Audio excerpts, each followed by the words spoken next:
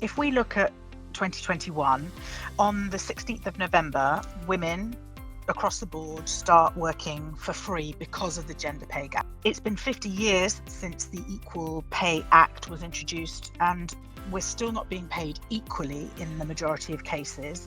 And that's got such a far-reaching effects when we look at things like pension poverty, retirement consequences. So getting your pay right sends a really good message when it comes to the values of your business. The reason why there is a gender pay gap is because there is a gap in mentalities, and there's still these really kind of entrenched ideas that women are the ones who should care for the family and men should care for the money.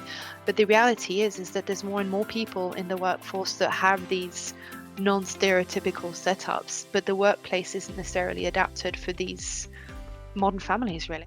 I would say in a business environment, don't accept platitudes, ask the tough questions, keep asking until you're taken seriously, find allies, don't be afraid to speak up for the underrepresented and the sidelined.